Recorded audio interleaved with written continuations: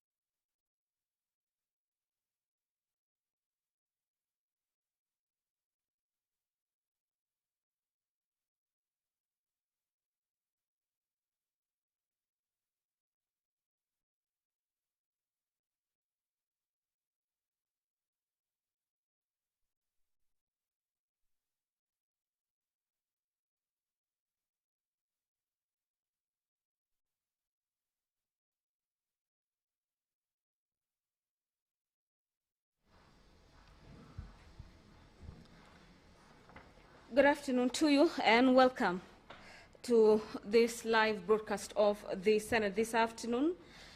It is the last day of the month of April. It has been a beautiful month, and we are glad that you have made time to watch this live broadcast. And this live broadcast is streaming from the Parliamentary Broadcasting Studios, specifically at the Senate.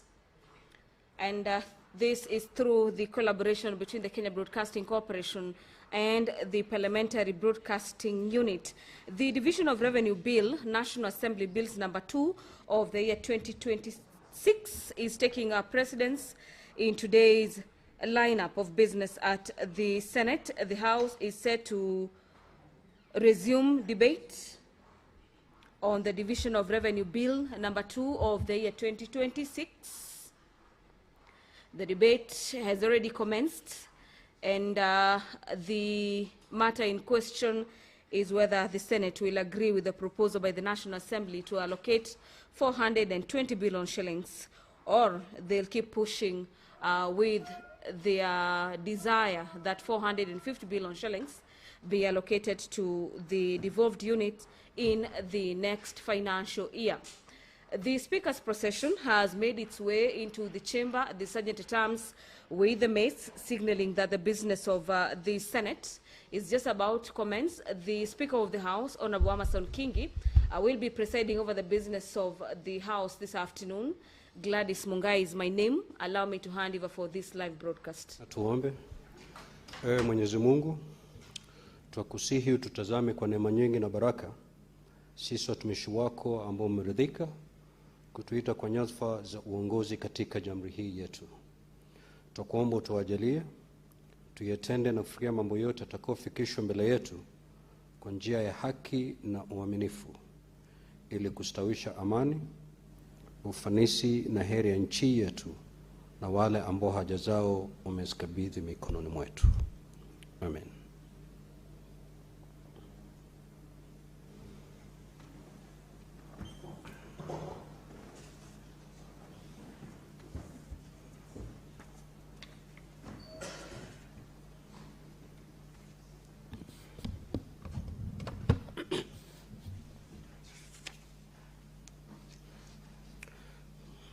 Declare we have quorum. Sergeant at Arms, kindly ring the quorum bell for 10 minutes.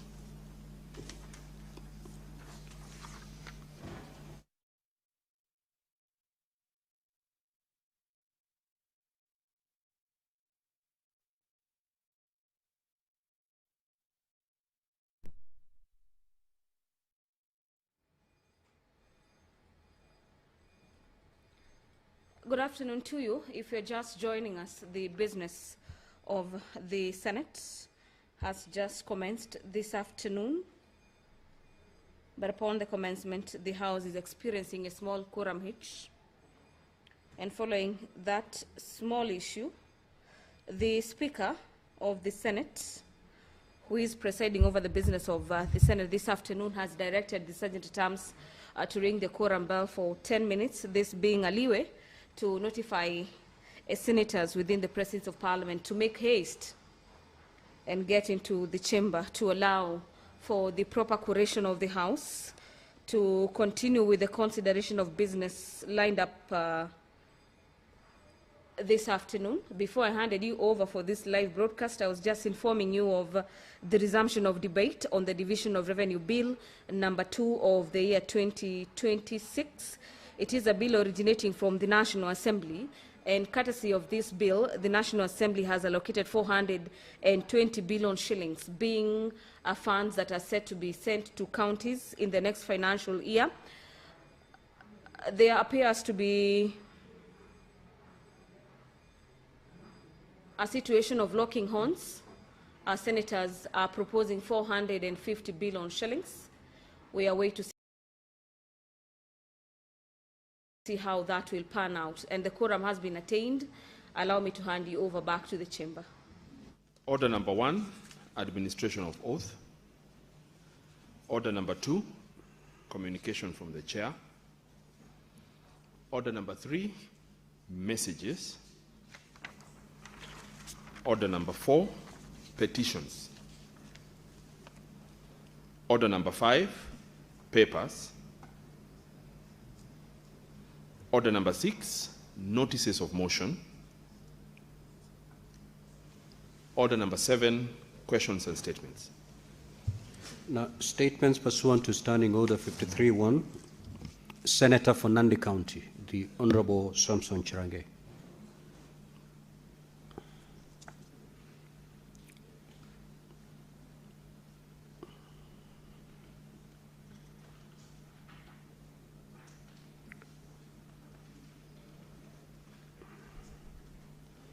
That statement is dropped. Senator Catherine Muma.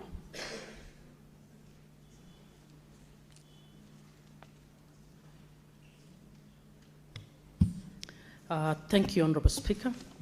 Mr. Speaker, sir, I rise pursuant to Standing Order 53-1 to seek a statement from the Standing Committee on Education on a matter of national concern regarding the shortage of special needs education teachers in public schools across the country. Mr. Speaker, Kenya continues to face a significant shortage of trained special needs education teachers, thereby affecting the implementation of inclusive education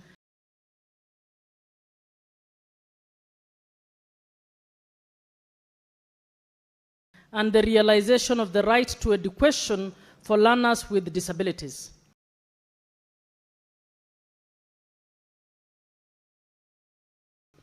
This shortage is particularly evident in the specialized subjects, including science, technology, engineering, and mathematics, as well as practical skills training. In the statement, the committee should address the following. 1, the policy and strategy of the Ministry of Education on the implementation of integrated and inclusive learning for learners with disabilities in Kenya, including the extent to which public schools, tertiary institutions, ECDE centers, and vocational training centers have adopted inclusive learning systems disaggregated by category of institution and county. The current number and number 2, the current number and distribution of special needs education teachers across the country, disaggregated by specialization, level of education, and county, including whether the existing teacher-learner ratio are adequate to meet the need of learners with disabilities. Number 3, the number of teacher training institutions that have incorporated special needs education teaching skills in their curricula and the measures being taken to strengthen pre-service and in-service training for teachers in inclusive education. 4,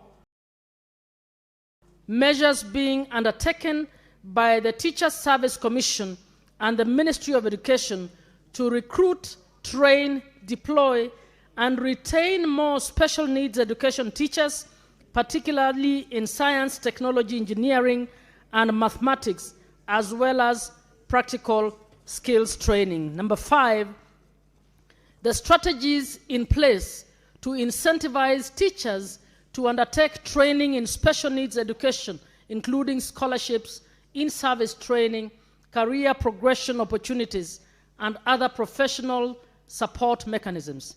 Number 6, the deployment policy for special needs education teachers, including measures to ensure equitable distribution to underserved and marginalized regions, and the timelines and targets set to address the current staffing shortage nationwide.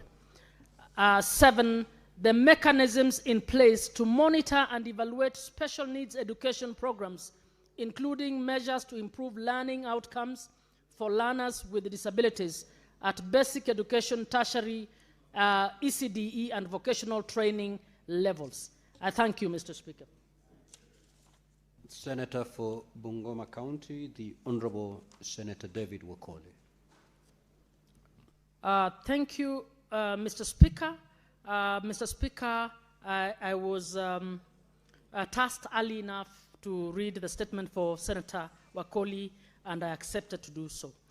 Mr. Speaker, sir, I rise pursuant to Standing Order 53-1 to seek a statement from the Standing Committee on Agriculture, Livestock, and Fisheries on a matter of county-wide concern regarding discrepancies in coffee pricing in Bungoma County, particularly in respect of coffee cherry and mbuni dry parchment. Mr. Speaker, sir, coffee remains an important cash crop for many smallholder farmers in Bungoma County. In recent seasons, farmers have raised concerns regarding variations in the prices offered for coffee cherry delivered to factories and mbuni processed through cooperative societies. These variations have affected farmers' earnings and have raised questions on transparency, accountability, and fairness within the coffee value chain. In the statement, the committee should address the following. 1, the pricing structure used by coffee factories and cooperative societies in Bungoma County for coffee cherry and mbuni, including authenticated records showing the prices paid to farmers during the last 5 seasons and the causes of their observed discrepancies. 2, the number and details of all millers, marketing agents, and brokers engaged by coffee factories or cooperative societies in Bungoma County, indicating their roles, contractual terms, and duration of engagement. 3, procedures and criteria used in the appointment or engagement of millers, agents, and brokers, and whether the appointments complied with the applicable laws, regulations, and cooperative governance requirements. 4, the level of compliance by coffee factories, cooperative societies, millers, agents, and brokers with existing coffee laws and regulations, including requirements on disclosure of prices, deductions, commissions, milling costs, and payment to farmers. And 5, the measures to enhance transparency, accountability, and fair pricing within the coffee value chain to safeguard the interests of farmers and restore confidence in cooperative societies in Bungoma County. Senator David Wakoli, MP, Senator for Bungoma County. Thank you. Honorable Senator Hamida Kibwana.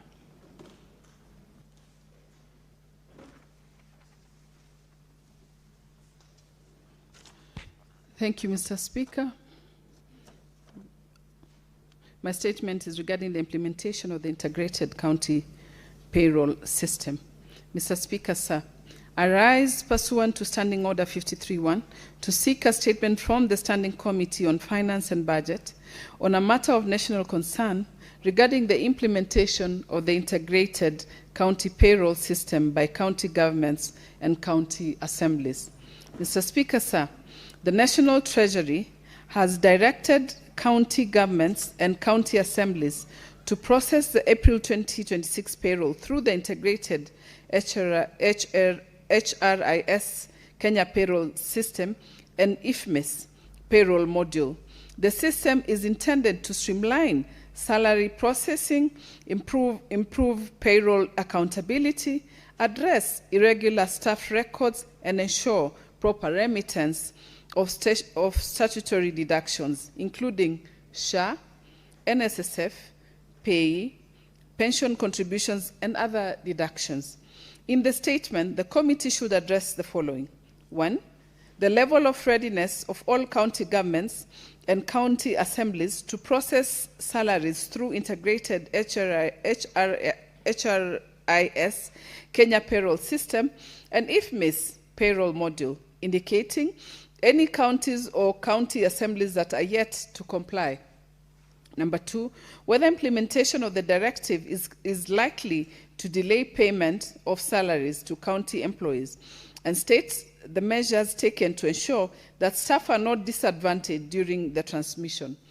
Number 3, the safeguards in place to ensure accuracy of payroll data, protection of personal information, and proper remittance of statutory deductions, including SHA, NSSIF, PAYE, and pension contributions. Number 4, the number of irregular, duplicate, inactive, or unverified staff records identified through the payroll integration process, disaggregated by county government and county assembly. Finally, measures taken by the National Treasury, the Controller of Budget, and county governments to support counties facing technical, administrative, or capacity challenges in implementing the system. I thank you, Mr. Speaker. Senator for Kisumu County, the Honorable Professor Tom Ojenda.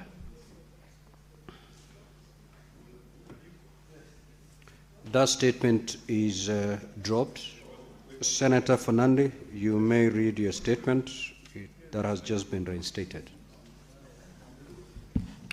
Thank you, Mr. Speaker, sir, for that indulgence. Request for a statement on consumer exploitation following the April 2026 increase in fuel and petroleum prices. Mr. Speaker, sir, I raise pursuant to Standing Order 53.1 to seek a statement from the Standing Committee on Trade, Industrialization and Tourism on a matter of national concern regarding reports of exploitation of consumers following the April 2026 increase in fuel and petroleum prices across the country. Mr. Speaker, sir, this matter raises grave concerns under the Consumer Protection Act 2012 and the Competition Act of 2010 and the Energy Act of 2019, which collectively safeguard the consumers against unfair trade practices, unjustified price manipulation, and exploitative conduct of the same. Following the fuel price adjustments, several counties have reported unreasonable increases in public transport fares and the cost of essential goods and services. Credible evidence suggests that certain traders and transport operators impose disproportionate price hikes or price hikes not fully justified by operational costs, thereby placing undue financial burden on consumers. Mr. Speaker, sir, the statement, 1, the committee should address the following: whether regulatory agencies evaluated fare increases by transport operators and confirmed their consistency with lawful cost-based pricing principles. Mr. Speaker, sir, number 2, measures undertaken to track and regulate price increases of essential goods and services and identify unjustified or exploitative practices. Number 3, Mr. Speaker, sir, actions by the Competition Authority of Kenya and other agencies to probe possible cases of profiteering, collusion, or anti-competitive conduct linked to the fuel price hike and the findings of such investigations. Mr. Speaker, sir, number 4, penalties or corrective measures imposed against operators or traders found culpable of excessive or unjustified pricing. Mr. Speaker, sir, number 5, whether the government has established guidelines or regulatory mechanisms and long-term policy interventions to ensure that the future fuel price fluctuations do not trigger consumer exploitation with special protection for vulnerable households across the country. I thank you, Mr. Speaker, sir. Professor Tom Agenda.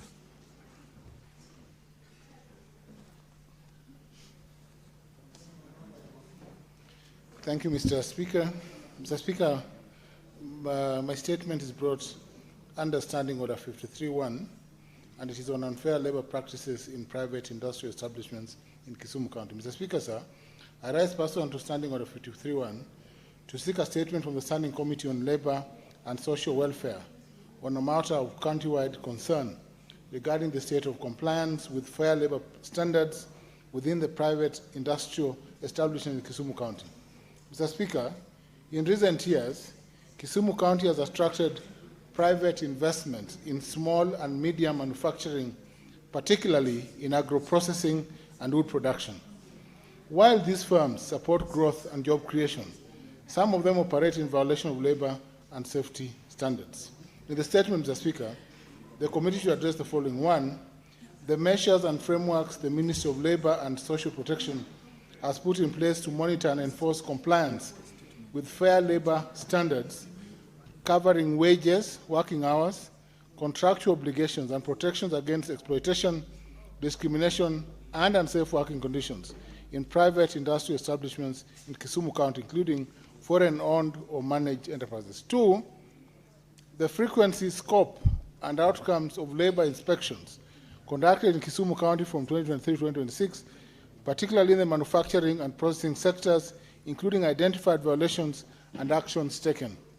Number 3, the mechanisms available to workers and the public to report unfair labor practices and transparency and effectiveness of investigation and complaints resolution process. Lastly, Mr. Speaker, the steps taken by the Ministry of Labor in collaboration with the county government to raise awareness, strengthen enforcement, and ensure industrial growth in Kisumu County upholds dignity, fair labor practices, and the rule of law. Thank you, Mr. Speaker.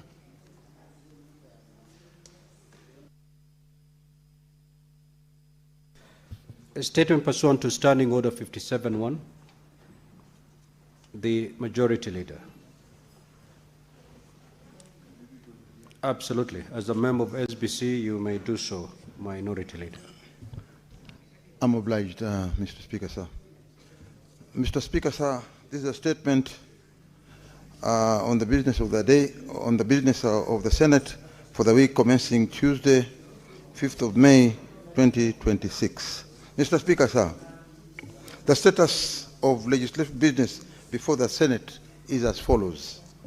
Number 1, 64 bills are pending conclusion, of which 47 are at the second reading, 16 are at the committee of the whole, and 1 is awaiting first reading.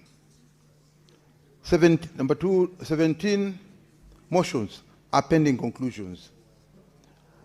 Number 3, 18 petitions are pending conclusions by respective standing committees of these petitions. 15 are due for reporting. And lastly, number 4, 503 statements pursuant to Standing Order 53.1 are under consideration by the respective committees. Mr. Speaker, sir, at the next sitting of the Senate on Tuesday, 5th of May, 2026, the tentative business for the day will include business not concluded from today's order paper, as well as the business indicated on the notice paper. Number 4, the tentative business for the morning sitting on Wednesday, 6th of May, 2026, will include questions to Cabinet Secretaries as approved by the Senate Business Committee, as well as motions. The question schedule include: number 1, questions to the Cabinet Secretary, Minister of Energy and Petroleum. Number 2, questions to the Cabinet Secretary, Minister of Lands, Public Works, Housing and Urban Development. And finally, number 3, questions to the Cabinet Secretary, Ministry of Investments, Trade and Industry. Number 5, in this respect, I urge senators who have filed questions to the 3 Cabinet Secretaries to ensure that they are in the chamber to ask the questions. You'll recall that yesterday morning sitting was adjourned due to lack of quorum. This was the 3rd time that the Senate adjourned on a Wednesday morning due to lack of quorum. This does not represent a good picture on us, and is certainly not good use of the time allocated for questions. Number 6, for this reason, I urge majority and minority party whips to ensure quorum at the commencement of plenary sittings. The time wasted ringing the quorum bell should be better spent transacting business.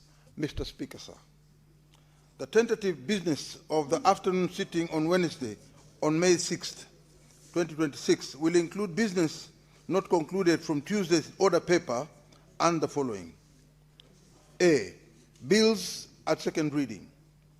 Number 1, the county government's state officers' removal from office procedure bill, Senate bills number 34 of 2024. Number 2,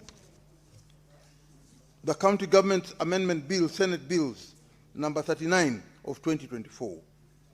Number 3, the Senate naming and property addressing system bill, Senate bills number 43 of 2024. Number 4, the county government's laws amendment bill, Senate bills number 52 of 2024.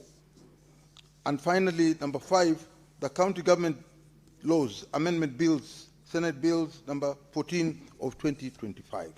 Mr. Speaker, number 7B, bills at committee of the whole. Number 1, Roman, the nuts and oil crops development bill, Senate bill number 47 of 2023. Heritage, number 2, the heritage and museum bill, Senate bills number 8 of 2023. Number 3, the statutory instruments amendment bill, Senate bills number 10 of 2024. Number 4, the County Hall of Fame bill, Senate bills number 18 of 2023. Number 5, the Public Funding Appeals bill, Senate bills number 36 of 2024. Number 6, the Environmental Laws Amendment bill and Senate bills number 23 of 2024. Number 7, the Sports Amendment Bill number 2, bill, the Senate bills number 45 of 2024. Number 8, the Kenya National Council of Population and Development Bill, National Assembly bills number 72 of 2023. Number 9, the Seeds and Plant Varieties Amendment Bill, Senate bills number 4 of 2025. Number 10, the County Oversight and Accountability Bill, Senate bills number 3 of 2024. Number 11, the Sports Amendment Bill, Senate bills number 33 of 2024. Number 12, the Electronic Equipment Disposal, Recycling and RECOs and ROSE Bill, Senate bills number 5 of 2025. And finally, Number 13, the public procurement.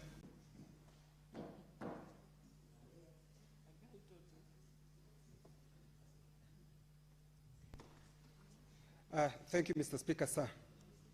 Request for a statement on the unlawful detention of a Kenyan national in an undisclosed Ukrainian prison.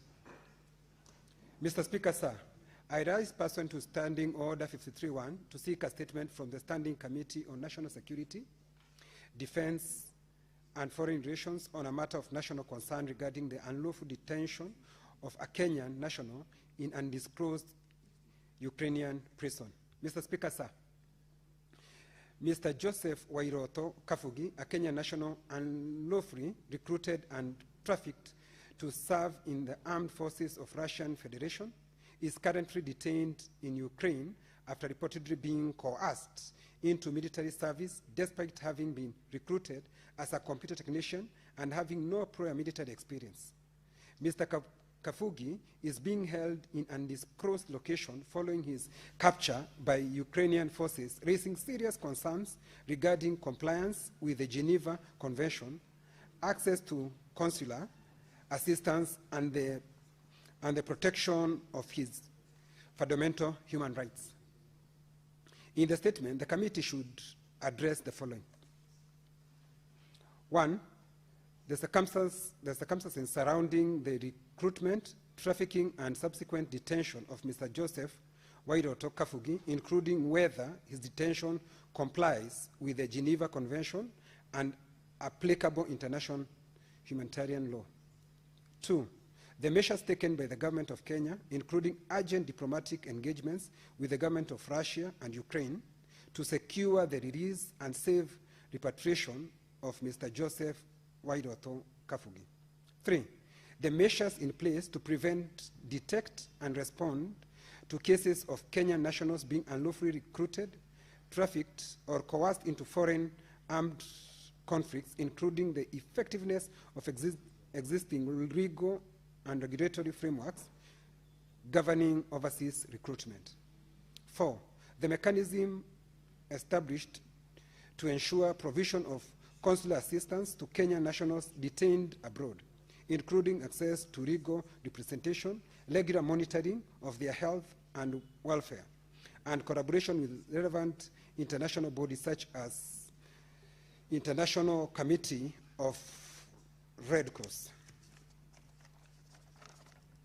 Five, the action taken by the relevant state agencies to address this issue comprehensively, including investigation into similar cases, data on affected individuals, diplomatic efforts undertaken, challenges encountered, timelines for dissolution, and long-term measures for repatriation, rehabilitation, and reintegration of affected Kenyans. I thank you, Mr. Speaker.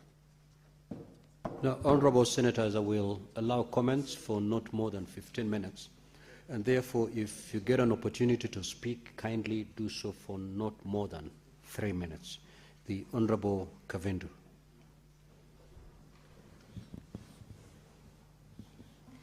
Thank you, Mr. Speaker, for this opportunity. I want to comment on the statement for Senator Muma about the teachers who are not enough for people living with special needs. Mr. Speaker, I happen to have some of the schools in Machakos County, and when I visit them, I feel so sorry for the few teachers who are there teaching those students, because you'll find one teacher teaching like 45 students or even 70 students, 80 students on their own. And you find that we are not helping these students because they don't learn the way they should learn. And I would support this statement and request the Committee for Education, when this statement comes to the committee, they summon the people in charge and they should demand for more deployment of such teachers so that the students will get their right, because it's, the Constitution is very clear that every child has a right to learning. And the PWDs have a lot of issues. You'll find even some cannot be able to go to classes because they have nobody to help them.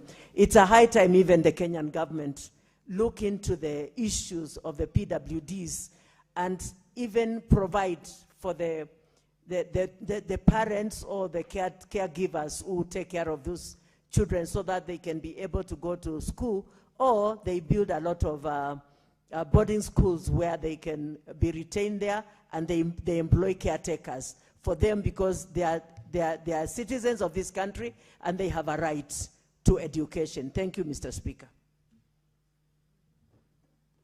Senator Mariam.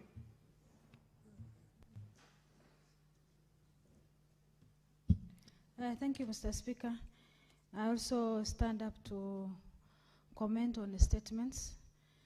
Statements sorted by Senator Cherargei on the exploitation of the consumer following the increase of the fuel, Mr. Speaker.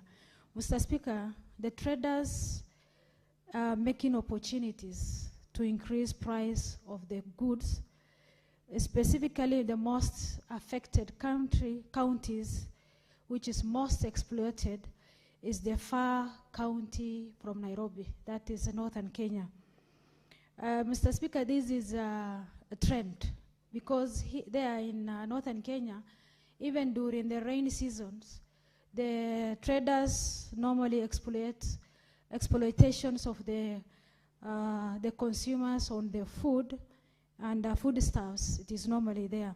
So we urge the standardized price to be made by the government so that at least any issues like flood, like fuel increment must be standardized of the price.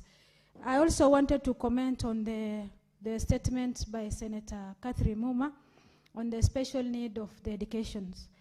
Mr. Speaker, the special needs of our kids specifically, the population is now increasing. And most of the parents are hiding kids. They don't want even it to be seen in the public. They don't want even to take to schools. They don't want even to take them to the playgrounds. They normally lock them in their house. Mr. Speaker, if there is enough teachers in Kenya, in all the counties, Mr. Speaker, and also we educate as an education committee must also take initiatives to educate parents that they have to make the kids to have exposure, and the government also must also employ special needs teachers enough. Mr. Speaker, I also wanted to comment on a statement by Senator Hamida on the payroll system. Mr. Speaker, if this issue of payroll system is taken care of, there is no need the issue of the ghost workers, because in most counties, most of our workers who are working in the counties, most of them is ghost workers. And again, I urge, there is issue of this IPPD. Counties normally request the workers to be registered. Mr. Speaker, it takes almost 6 months or 1 year for the the workers to be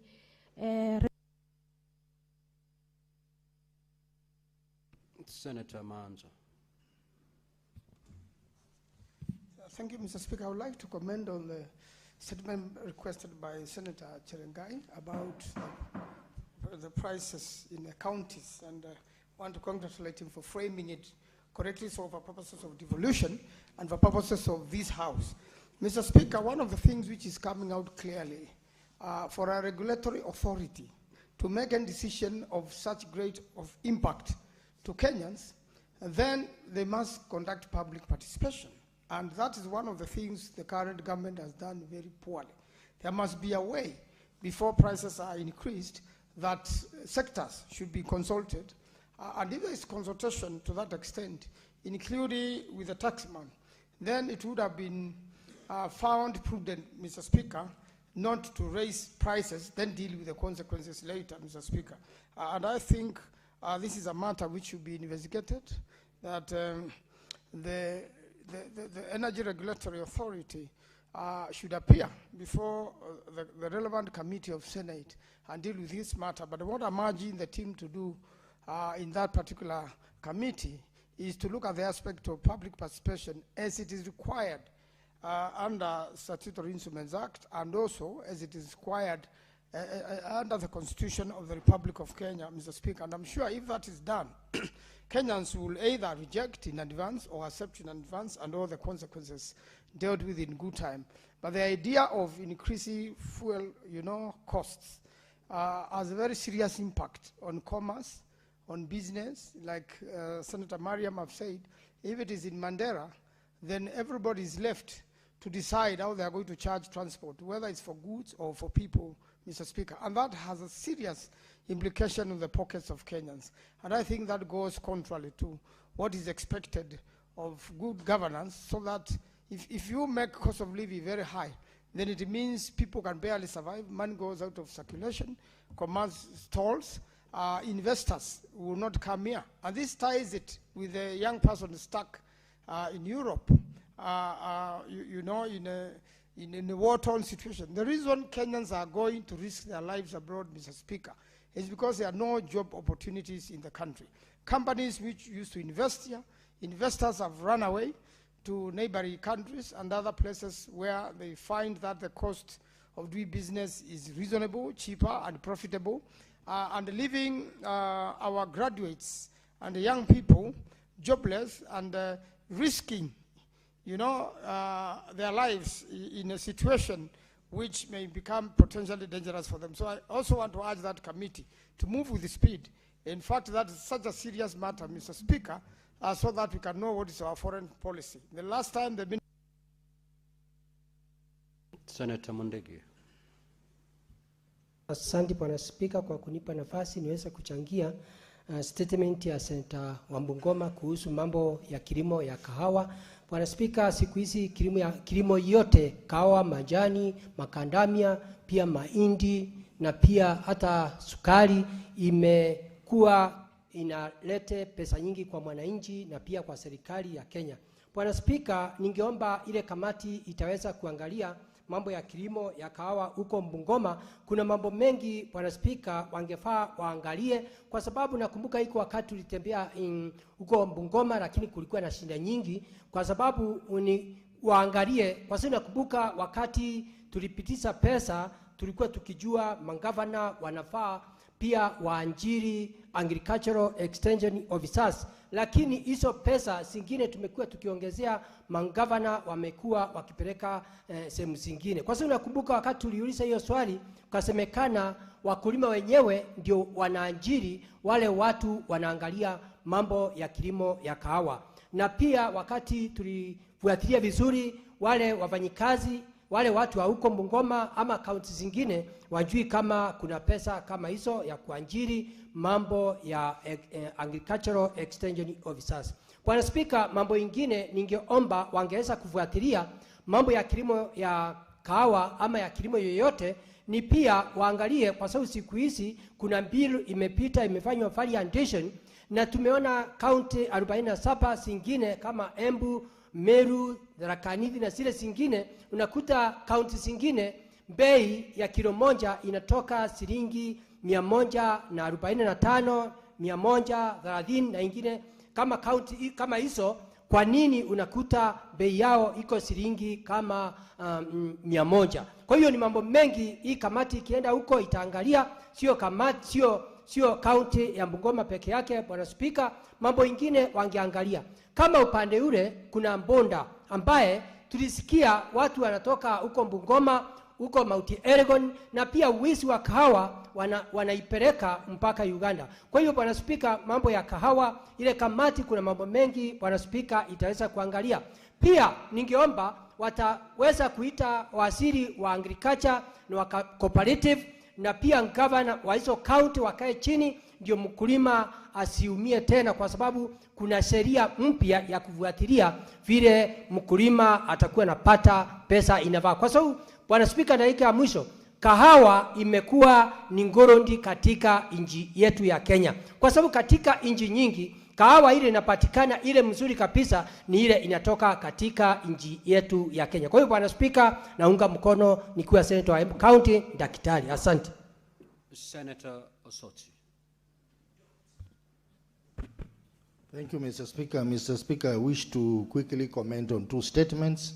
The first statement is a statement by Senator Hamida on an important issue of implementation of the integrated county payroll system. Mr. Speaker, I want to agree with the approach that the national government has taken to ensure that we have a centralized and integrated payroll system, similar to what has been done for procurement and the proposed integrated system for revenue collection.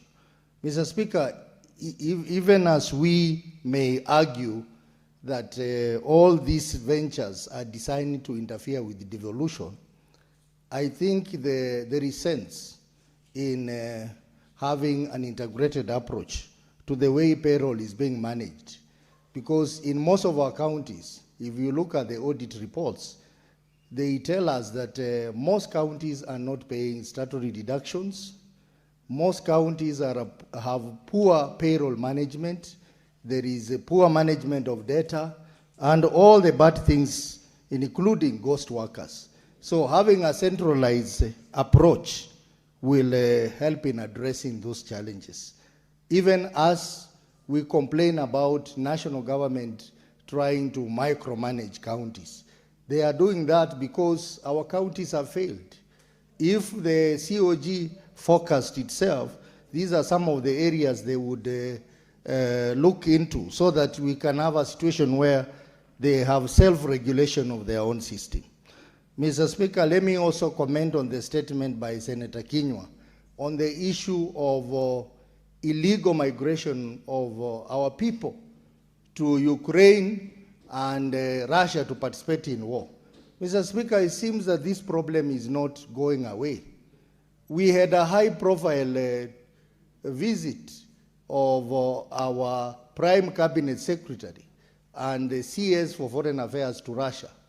Mr. Speaker, this was a high-profile trip by a high-ranking government official.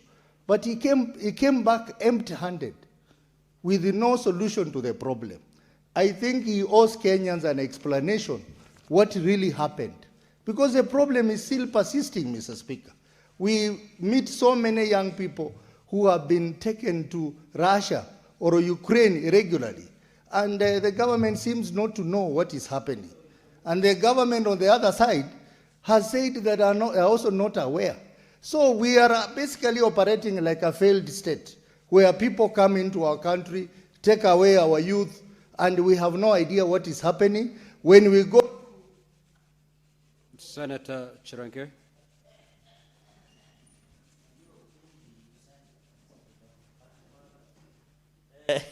Thank you, Mr. Speaker. Maybe for the record, the Prime Cabinet Secretary, Honorable Musalia Mudavadi, under your guidance, Mr. Speaker, before the Committee of National Security and Foreign, appeared and said the Kenya now have an arrangement between the Kenyan government and the Russian Federation through Sergei Lavrov, the Minister of Foreign Affairs in Russia. And Mr. Speaker, sir, for the information of the House, because it was my question, the Minister, Prime Cabinet Secretary, Musalia Mudavadi, informed the committee, which I believe is also the Senate, that the Diaspora Department, Mr. Speaker, had been dedicated to follow up and track most of these people who go to fight in Russia and Ukraine, Mr. Speaker. So these are something that you directed, they appeared, and I wish the Chair of National Security was here. He would be able to canvass that, Mr. Speaker, and even confirm that there were 1,000 Kenyans fighting in Russia and Ukraine war. I think a number of 45 have been repatriated, courtesy of the government. I know, Mr. Speaker, when you want to criticize government, criticize it with facts. And you cannot say Kenya is a failed state, then what are you still doing in Kenya? You can go and create your own country, Mr. Speaker. So I wanted to confirm to the House that, and even we asked the Prime Cabinet Secretary, Mr. Speaker, he confirmed that the people who took 250 Kenyans, the agency, the directors had been arrested. And I want when we are taking chai and mandazi and duma outside there in the lunch that you have given us, Mr. Speaker, I am willing to give that information to Senator Vihiga. I know he might have political differences with Prime Cabinet Secretary, but he should not escalate for the purposes of scoring political points, Mr. Speaker. Mr. Speaker, let me comment on the special needs. What is the point of order, Senator Osotsi? Mr. Speaker, you know, it is very unfair for Senator Cherargei to belittle my contribution to just a political issue in our county. I am raising these issues because even after his trip to the Russian Federation, this issue is still going on. You can see Senator Kenywa has raised a statement on that matter. So even though he gave an explanation, but why is this issue persisting? So don't belittle it and make it look like a Vihiga issue. This is not a Vihiga issue. This is a national issue and an international issue. Honorable Senators, debate this matter soberly, and you don't have to attach politics to it. You may proceed, Senator Fernandez. Thank you, Mr. Speaker, and I'm willing to provide further information, including I am taking up the matter from Senator Kenywa. After this, I'll call the Prime Cabinet Secretary to ensure that this person by the name Joseph Wairato Kabuki is struck, and I confirm to my brother Senator Kenywa that I'll follow up and ensure Joseph Wairato Kabuki is tracked and brought, Mr. Speaker. I'll talk to Prime Cabinet Secretary. What is your point of order, Senator for Kakamega?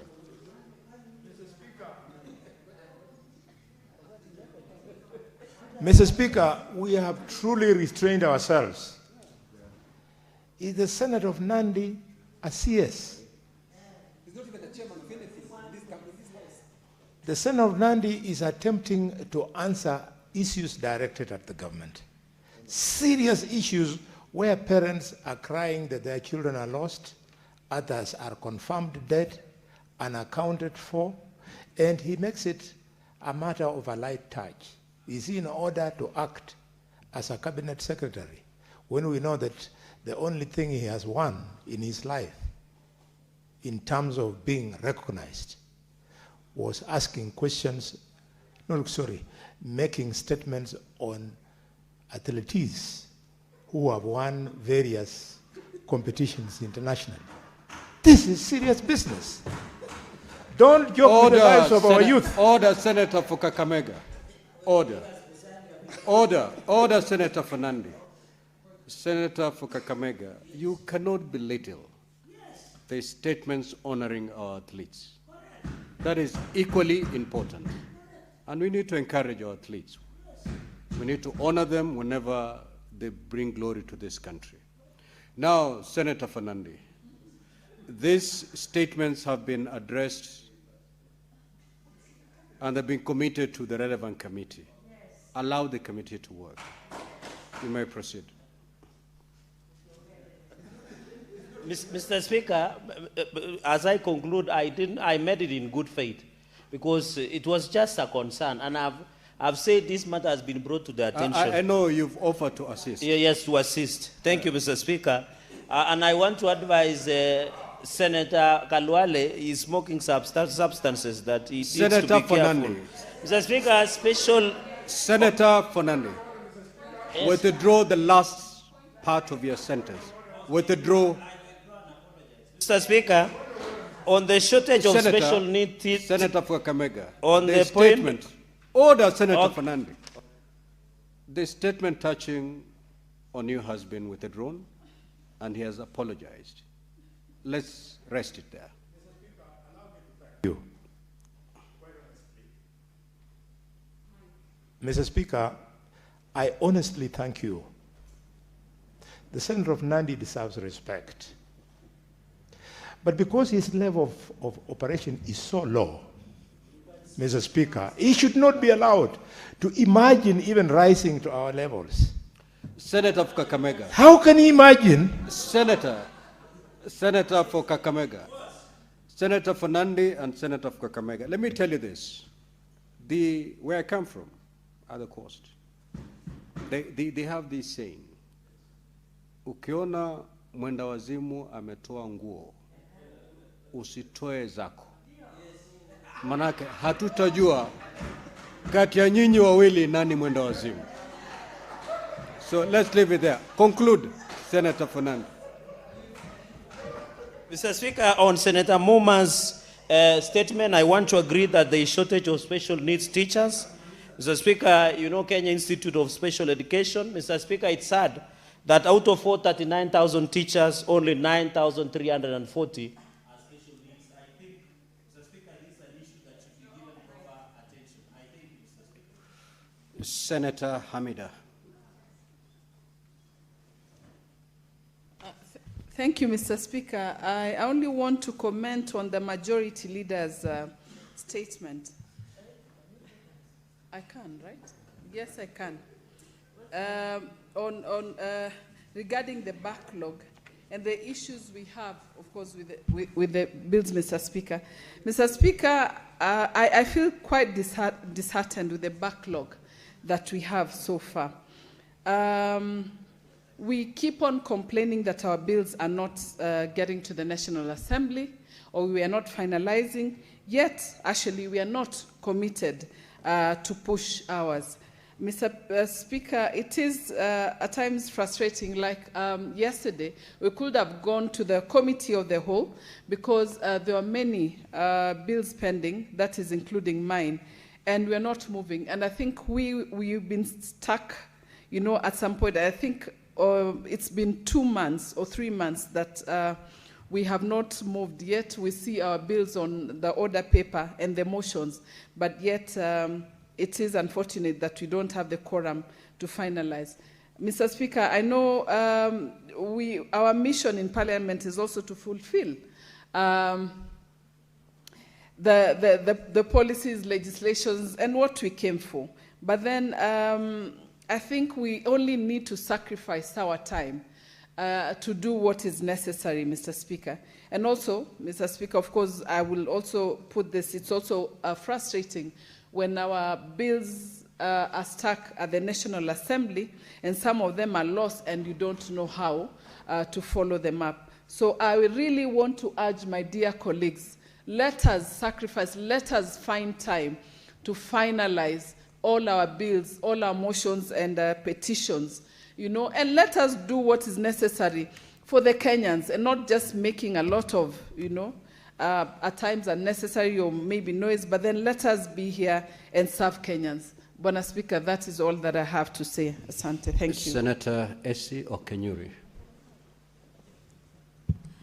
Thank you, Mr. Speaker.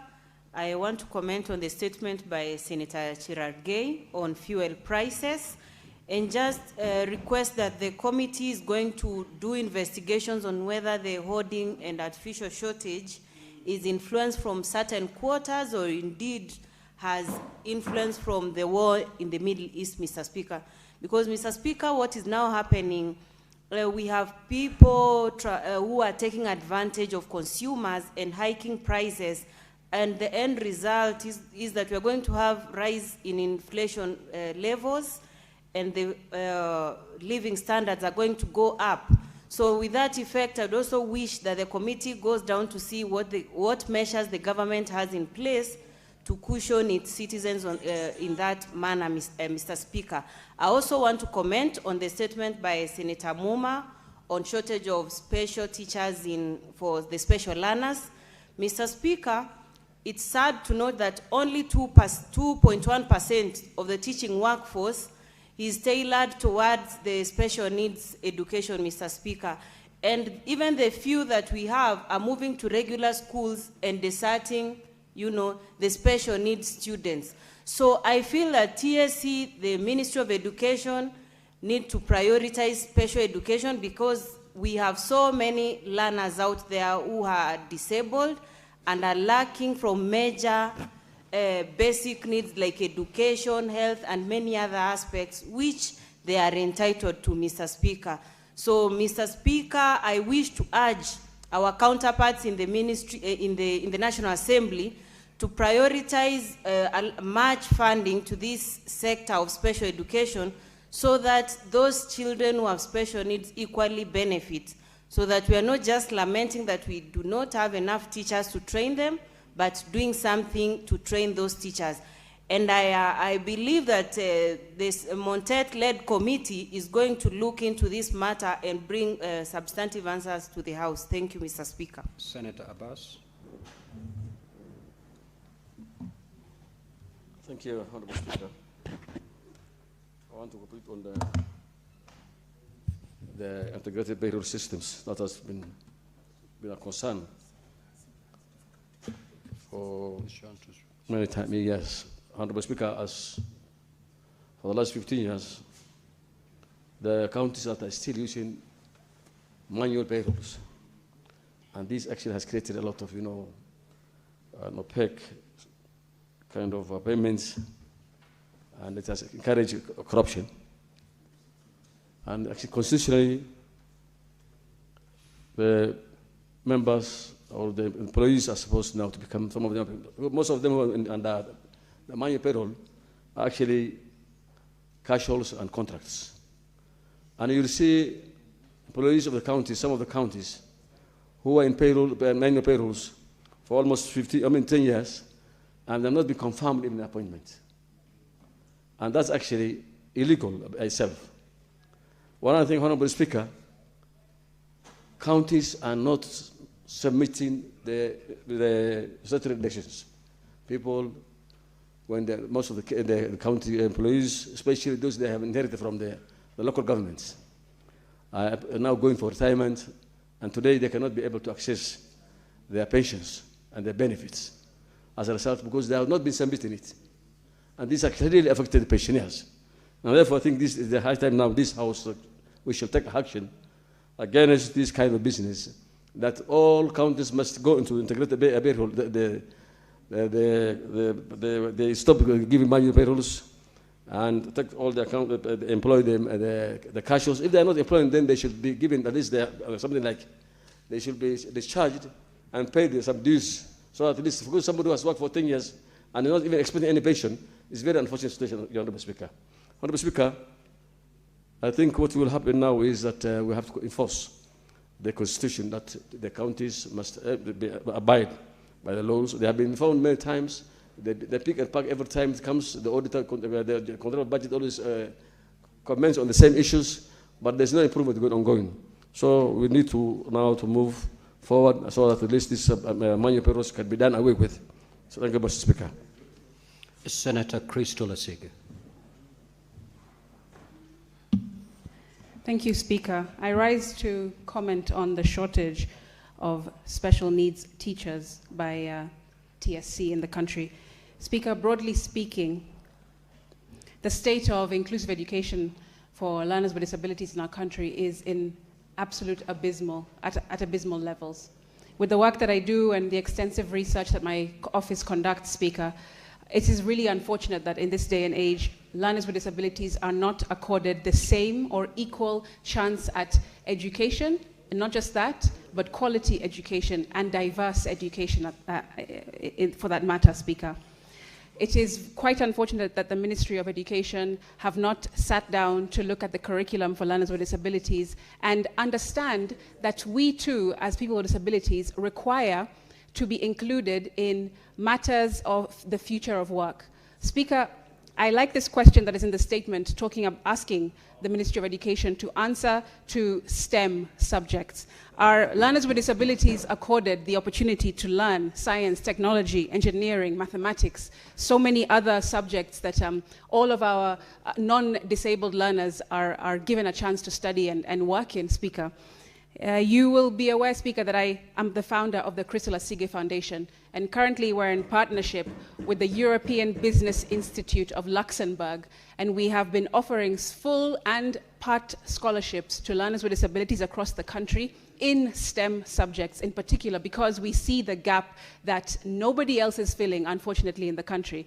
Speaker, we have been able to support over 850 learners with disabilities with full scholarships last year, and currently we are also extending 250 more full scholarships for learners with disabilities in subjects like robotics, in AI, in cybersecurity, in AI for management and leaders, in business management, in special needs education, in so many other subjects, Speaker, that require us as learners with disabilities across the country to also be supported with and given an opportunity to dive into, because the future of work will demand us as well to upskill and be able to gain more knowledge in these STEM subjects, Mr. Speaker. So I would like to challenge, in addition to the statements, the Ministry of Education and other ministries as well to give an opportunity for learners with disabilities to learn STEM subjects and others, because we're brilliant. We're absolutely brilliant if only we're given the chance to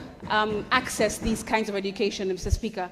Don't just give us basic, don't just give us Kiswahili, English, and basic mathematics, Mr. Speaker, because we are far more brilliant than this country gives us credit for. And so, Mr. Speaker, I want to really support and urge any learner with disability out in the country. Senator Cheburate.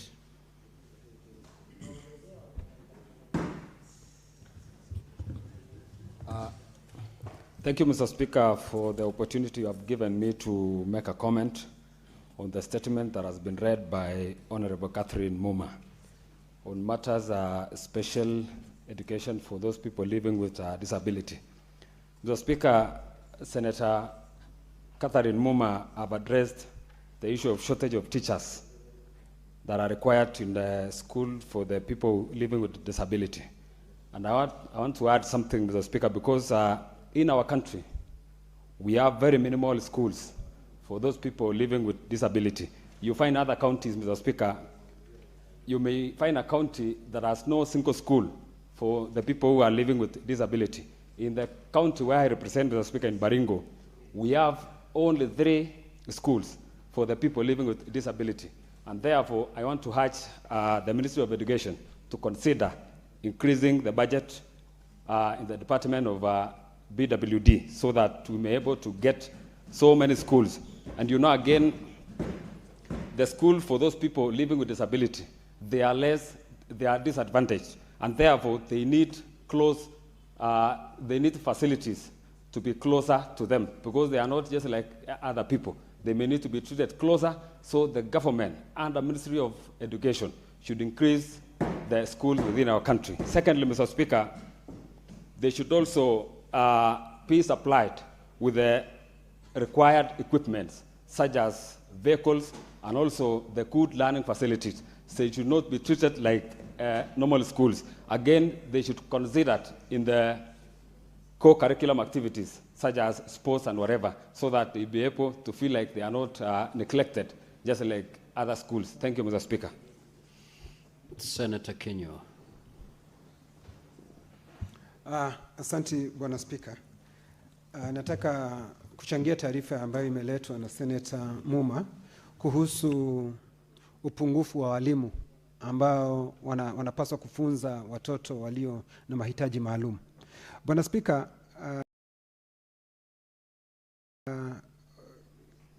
ni kweli, kwa sababu wanafunzi walio na mahitaji maalum wana haki kikatiba kuwa wakishughulikiwa.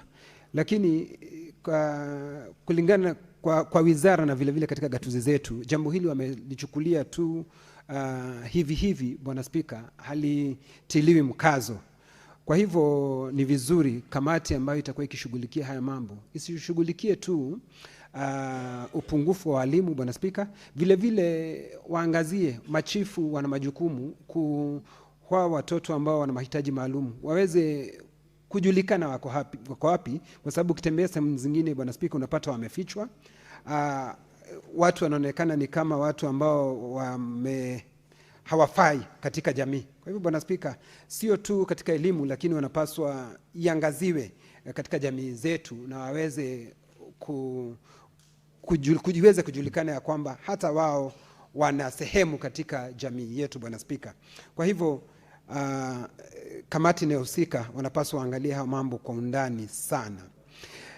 Taarifa nyingine ambayo ningependa kuchangia ni taarifa ambayo imeletwa na Senator wa Nandi, Senator Cherargei, kuhusu bei vile ambavyo zimepanda maradufu. Lakini Bwana Speaker, inapaswa ijulikane kwanza Jamhuri ya Kenya serikali ina jukumu ya kulinda wananchi wa Kenya. Ukiangalia bei za mafuta, Bwana Spika, uangalie bei ya mafuta Uganda, uangalie bei ya mafuta Rwanda, bei iko chini kulingana na ukilinganisha na Kenya, kwa sababu ushuru wa bei ya mafuta iko juu zaidi. Lakini hata hivyo, Bwana Spika, kumekuwa na hawa wanabiashara walagai ambao wanawalagai wa Kenya kwa kuongeza bei maradufu, Bwana Spika. Kwa hivyo kuna haya mashirika, Bwana Spika, kama hili shirika la udhabiti na vile vile mamlaka ya ushindani, Bwana Spika, hawa wanapaswa waajibike, waweze kufuatilia ilhali hawa wanabiashara walagai ambao wanafanya bei kwenda juu zaidi waweze kuchukuliwa hatua. Kamati ambayo inapaswa kushughulikia jambo hili wanapaswa angalia mambo, na wale ambao wanahusika haya mashirika, Bwana Spika, na mamlaka waweze kuitwa hapa katika seneti na waweze kuulizwa maswali, wanafanya nini ili waweze kusaidia Wakenya. Si kuwa tu tuko na hizi shirika, tuko na haya mamlaka, lakini hayafanyi kazi yoyote kuwasaidia Wakenya. Lakini we have long spent the 15 minutes that had been allocated to the comments. We'll therefore proceed to the next order. However, before I ask the clerk to call the next order, allow me to pass this communication. Honorable Senators, as you may recall, on Tuesday, 28th of April 2026, I suspended the Senator for Migori County, Senator Eddie Okech, for gross disorderly conduct pursuant to Standing Order 122-2A. The Senator's suspension was to conclude today, 30th of May 2026. However, pursuant to Standing Order 127, the Honorable Senator appealed against the suspension, and pursuant to Standing Order 127B, I acceded to his appeal and reduced his suspension by 1 day. And therefore, the Honorable Senator has been readmitted to the chamber today. Next order.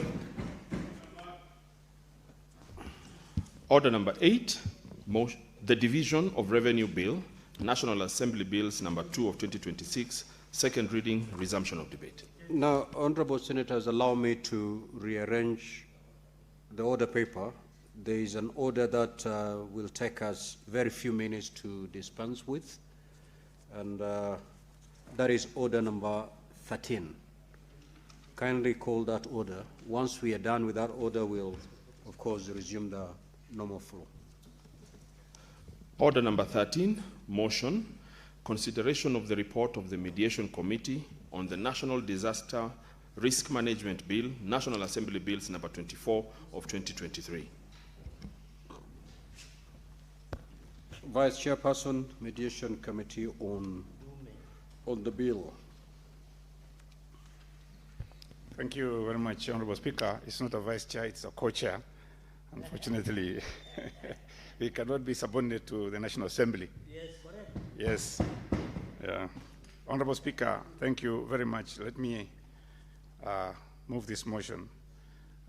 Honorable Speaker, I beg to move that this House adopts the report of the Mediation Committee on the National Disaster Management Bill, National Assembly Bill number 24 of 2023.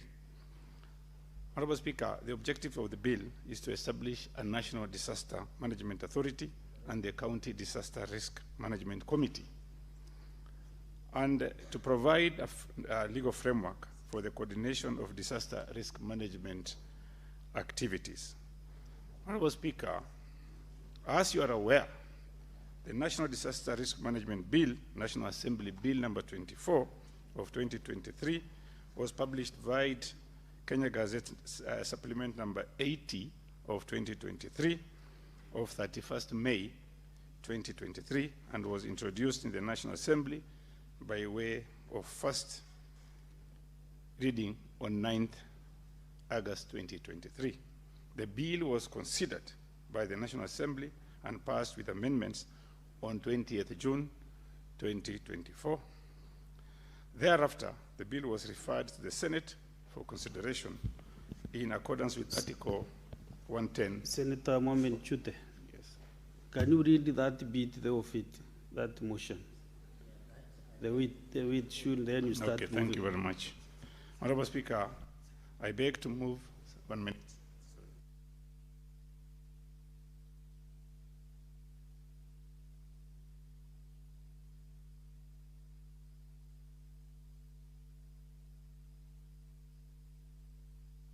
Thank you, Honorable Speaker. Honorable Speaker, that the Senate adopts the report of the Mediation Committee on National Disaster Risk Management Bill, National Assembly Bill number 24 of 2023, laid on the table of the Senate on Tuesday, 28 April 2026, and that pursuant to Article 1132 of the Constitution and Standing Order 1673 of the Senate, approves the mediation version of the bill.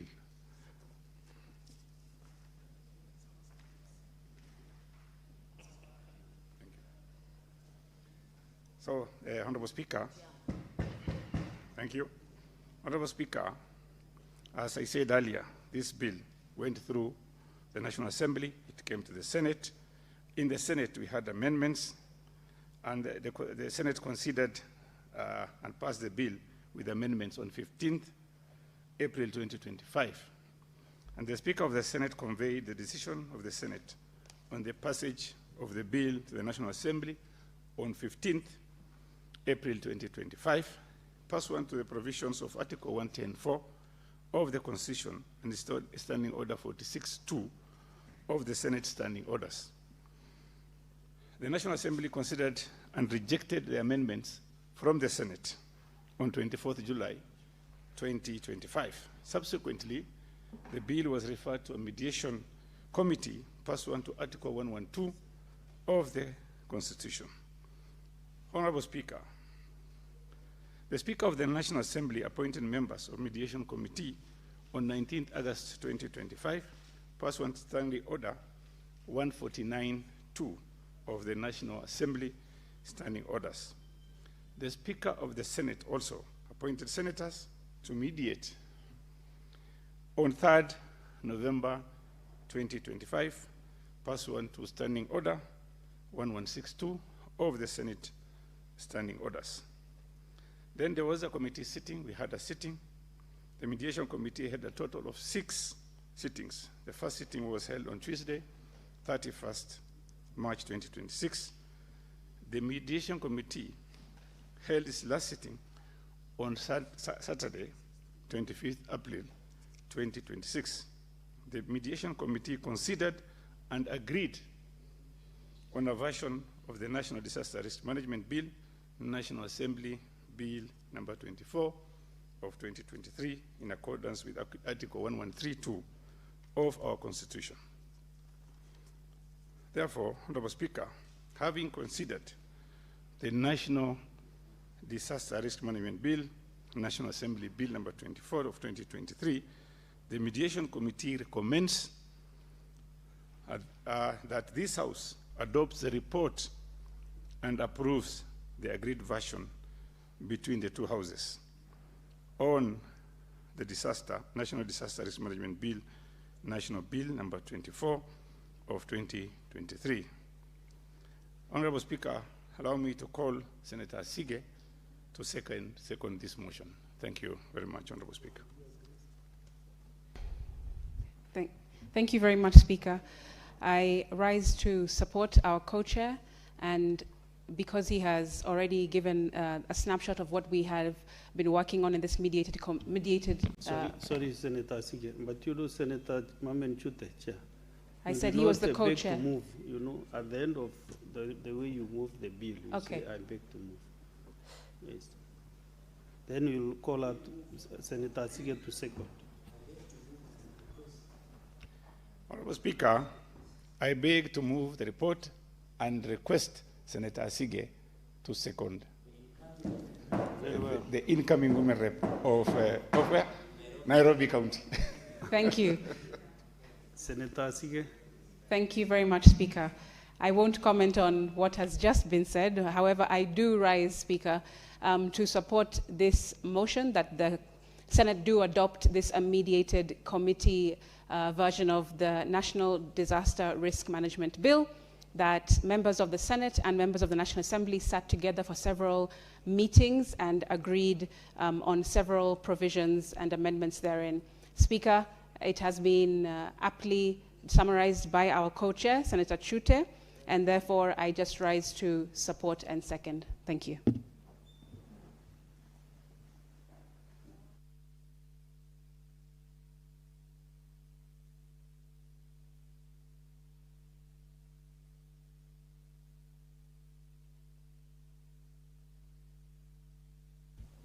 Honorable Senators, I propose the question that the Senate adopts the report of the Mediation Committee on the National Disaster Risk Management Bill, National Assembly Bills number 24 of 2023, laid on the table of the Senate on Tuesday, 28 April 2026, and that pursuant to Article 113.2 of the Constitution and standing under 167.3 of the Senate, the Senate approves the mediated version of the bill.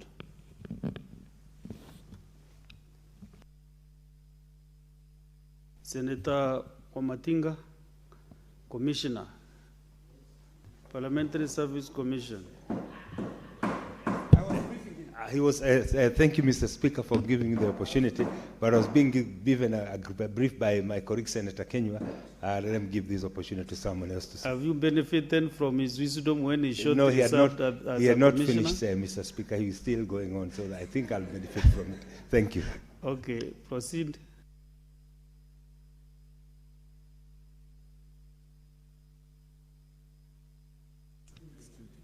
Oh, okay, okay. Senator Chalagay.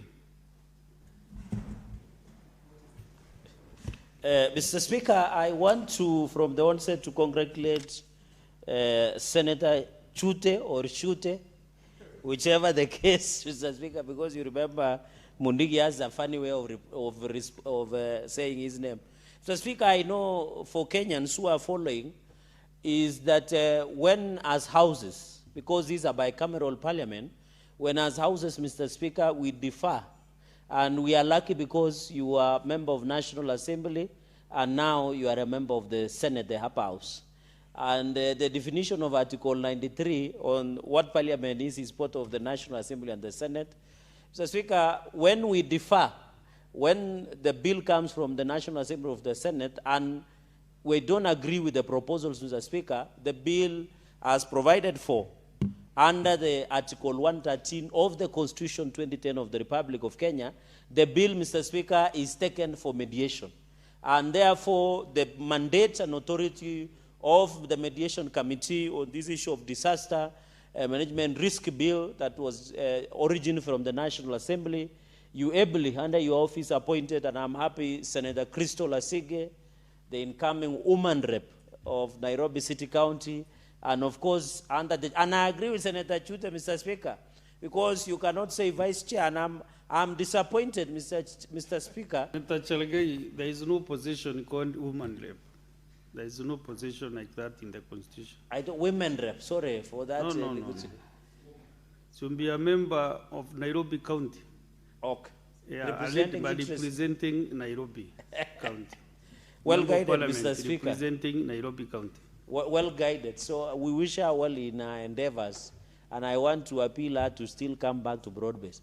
So, Speaker, what I wanted is a vice chair, and I agree, Mr. Speaker, I'm disappointed with this report because our chair of national cohesion, who is Senator Chute, Mr. Speaker, is being referred as a vice chair. I thought he's the co-chair because we are equal partners. And I want to appeal to our secretariat, Mr. Speaker, and I wish Clerk Chania would allow you to listen to this, because this very pregnant point is that we are not subordinate of National Assembly. We are not, Mr. Speaker. Therefore, in this report, they should have referred co-chair is Senator Mohammed Said Chute, who is the distinguished senator of Marsabit, and I had appealed that he should join Wazee to go and bring peace in Sekuru, as we try to stabilize Sekuru, because he's the chair of national cohesion and other things, Mr. Speaker. So this report, I am happy that the committee did agree, Mr. Speaker, through the facilitation of your office, and in the spirit of Article 113 of Constitution 2010, of course, this matter now is rested. We shall vote on it. And of course, within the next 7 days, His Excellency President Dr. William Ruto, Mr. Speaker, will have opportunity. And I've gone through most of these issues that was raised in the report and through mediation were more of a cleanup. For example, the issue of drilling exercises, where Kenyans are put on high alert. Mr. Speaker, we are lucky. I don't know whether God lives in Kenya, because it looks like God lives in Kenya, because we rarely experience major disasters in the country. And like other countries, I've been to America, Mr. Speaker. One I saw, was it Missouri, Mr. Speaker, where yesterday night or today, there was hailstone, and all the cars, the windscreens were destroyed. You go to countries in Asia where they are having earthquakes, Mr. Speaker. It is very like the tsunami, Mr. Speaker, and many others, Mr. Speaker. When I was in Brazil, Mr. Speaker, I think 2018, 2019, to study the disaster preparedness. And I'm telling you, Mr. Speaker, if a disaster happens in Brazil, within 20 seconds, the National Command Center on Handling Disaster can be alerted, and therefore responsive is quite high. Mr. Speaker, we have been having minor disasters in the country, like road accidents, like one of the buildings have collapsed, but it's more of compliance, Mr. Speaker. And I think, Mr. Speaker, it's very important that this committee agreed on the issue of drilling, the issue of the role of cabinet minister. And therefore, Mr. Speaker, I hope when the House reconvenes and does a division, within 7 days, His Excellency the President will have to assent to the bill. Mr. Speaker, just in conclusion, Mr. Speaker, are you aware this is the mining area of governors, especially from northeastern governors? Because under Public Finance Management Act, 2% of each and every county is allocated disaster management, Mr. Speaker. Because disaster management is a concurrent function. It is done by the National Assembly and by the national government and county governments, Mr. Speaker. 2% under Public Finance Management Act. The information I have is Marsabit, for example, allocates more than 1.5 billion Kenyan shillings to disaster. But they cannot provide even basic water tracking to the citizens of Marsabit when there is severe drought in that region, Mr. Speaker. You saw in Mandera, the governor went ahead and used disaster to buy 55 million worth of seedlings.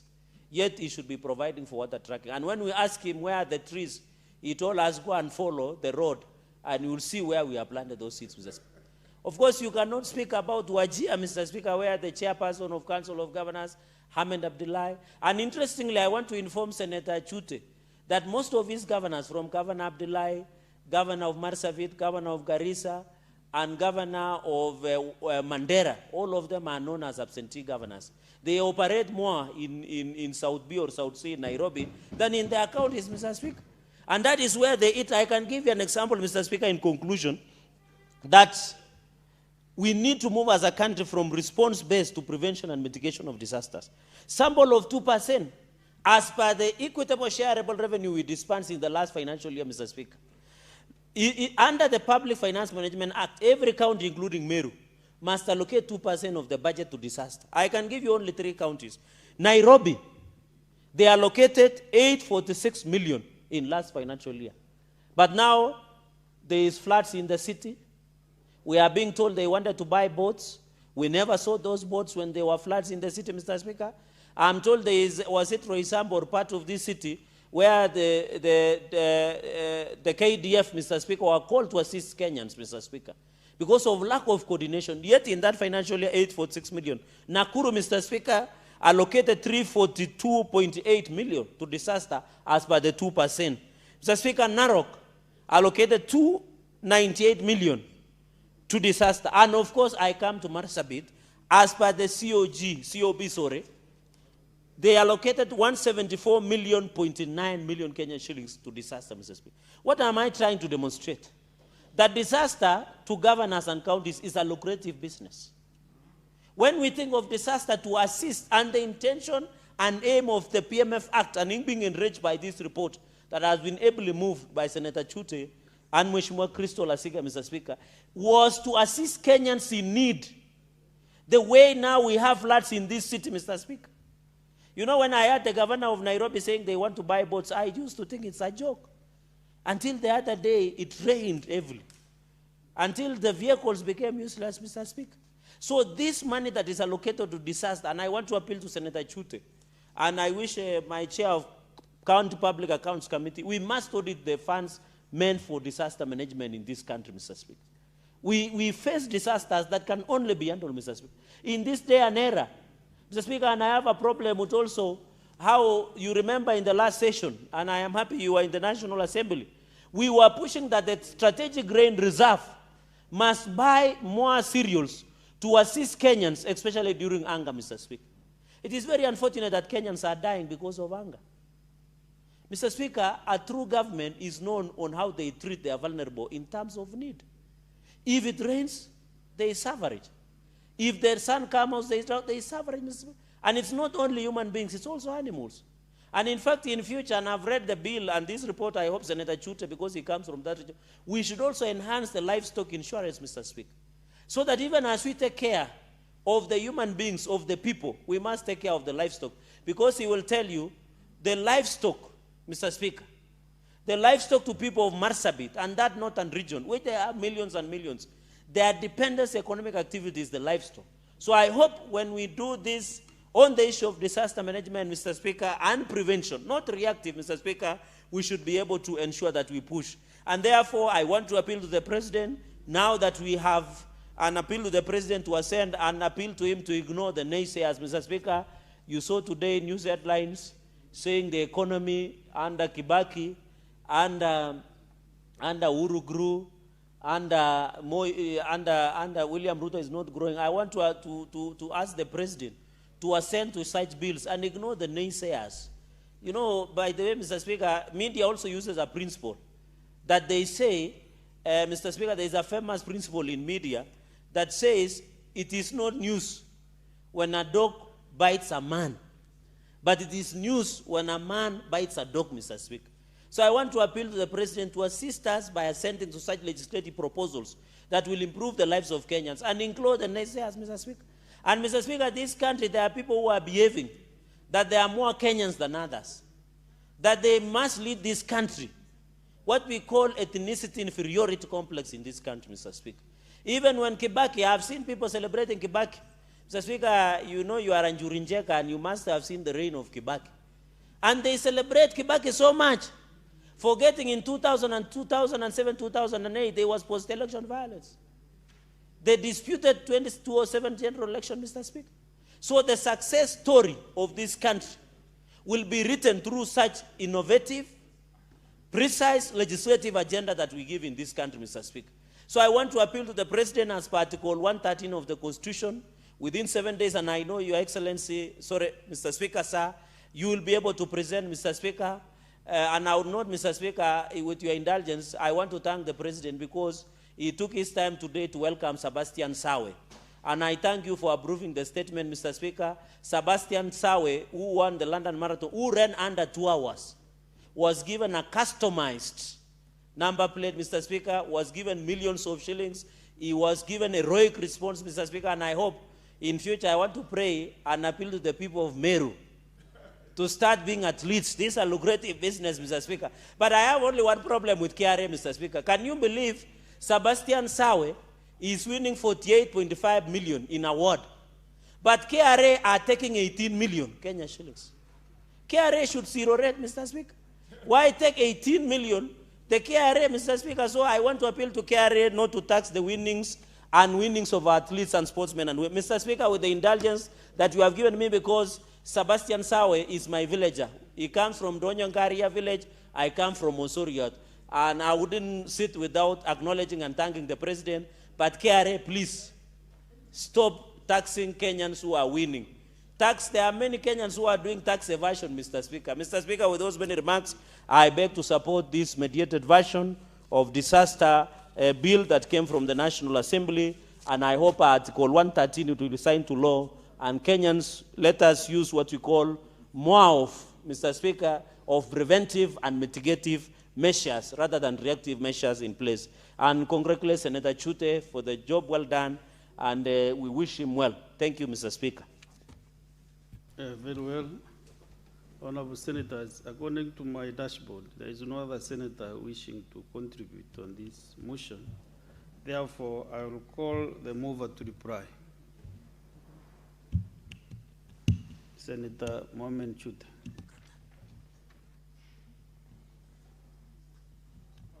Mr. Speaker, for this opportunity.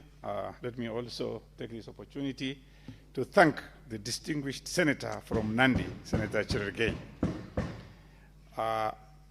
Okay, allow me to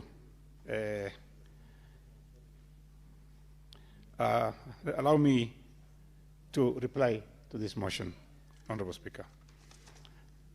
Honorable Speaker, pursuant to Standing Order 66.3, I beg to move that the putting of a question be deferred to a later date. Well done. That's okay with you, sir. Your Honor, accepting the putting of the question has been deferred.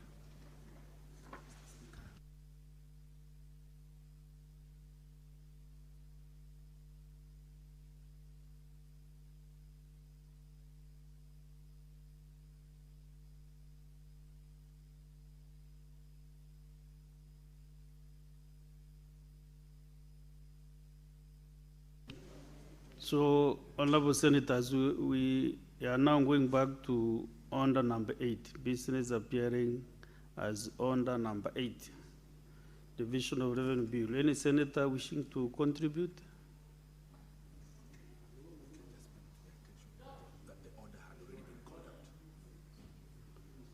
Order number 8. The order was called out previously by the previous chair.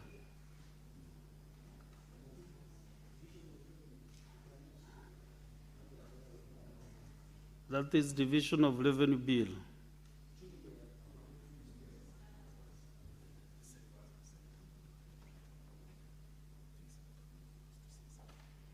Do you want to say something, Senator Muma?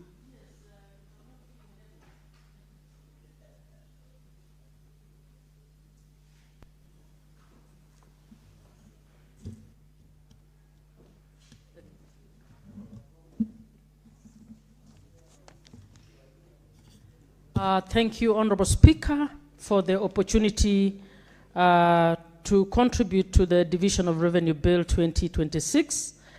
Honorable Speaker, I am glad that after the conversation and after the pull and push between the Senate and the Council of Governors, that we have opportunity to debate and contribute to this bill. Honorable Speaker, the Senate is in that space where we must play our role as the house that would fight and for the protection of devolution by ensuring that we negotiate, put our best foot forward to negotiate for adequate funds to be given to county governments in order for devolution to actually work as it was intended. Honorable Speaker, and after fighting for devolution, Honorable Speaker, I wish Cherargei will just let people contribute.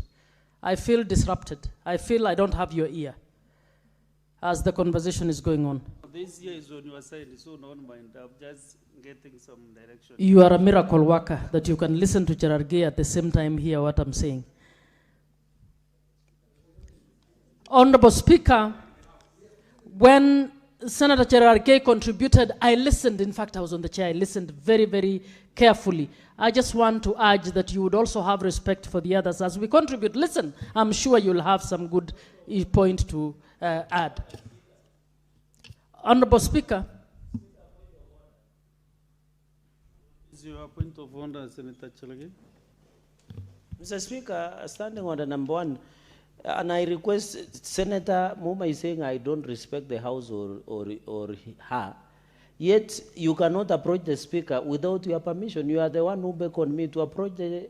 Does it show that I am showing disrespect? I thought you had called me for 1 or 2 consultations. I didn't do it in bad faith. So can the Senator, and I respect her, I normally listen to her submission. So I don't know why she's taking an offense, and the Speaker beckoned. Unless as a speaker, she rarely calls people to approach her. I don't know.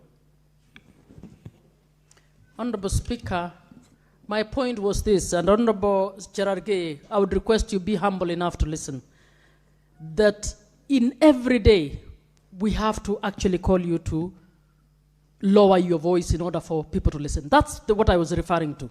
I have no problem with you approaching the chair, but listen when the others. Stop addressing Senator Chalagay. Thank you, Honorable Speaker. I just wanted to make, he wanted me to verify, and that's what I was saying, and I was just requesting very humbly that even as we listen to you, please also listen to us.